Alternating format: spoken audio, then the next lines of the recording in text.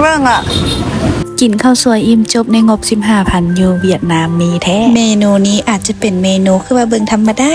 เห็นมีแต่ข้าวกับท็อปปิ้งซื่อๆมันบ่แต่ซิกเนเจอร์ของเมนูนี้ก็คืออยู่ที่ข้าวนั้นเลยที่ให้เป็นฟิลแบบคือข้าวเหนียวบ้านเฮากับบ่แม่นน้องมีความนุ่มแต่บ่เละแต่ก็บ่อ่อนเกินไปคือข้าวเจ้ายังเป็นฟิลข้าวเหนียวยำได้เป็นเม็ดแต่ก็อ่อนก่อนข้าวเหนียวบ้านเฮาหลายและอีกอย่างที่มักก็คือท็อปปิ้งเพิ่นมีให้เลือกแบบจุกๆเลือกใส่ได้เลยว่าจะใส่เป็นหยังมีเบิดบ่ว่าจะเป็นหมูฝอยไส้กรอกซีนยอไข่มีครบให้เลือกเลยอันนี้นึกว่าสิได้จ่ายเงินนึกว่าแม่นของเฮาสุดท้ายว่าแม่นของคนอื่นของเฮาพี่อยู่กล่องนี้มื้อนี้ที่ฝนสั่งไว้กินก็สิเป็นโซยสวกหรือว่าโซยหมูฝอยหั่นแหละนอกจากหมูฝอยเพิ่นก็จะมีท็อปปิ้งใส่ให้ก็เป็นถั่วแล้วก็หอมเจียวใส่เพิ่ม texture ในการยำแบบกรุบกรอบแห้งใส่หอมเจียวหลายสำหรับแห้งหอมๆฟินๆใครได้มาเวียดนามก็อย่าลืมมาลองเมนูนี้โซยแสวเวียดนามเด้อ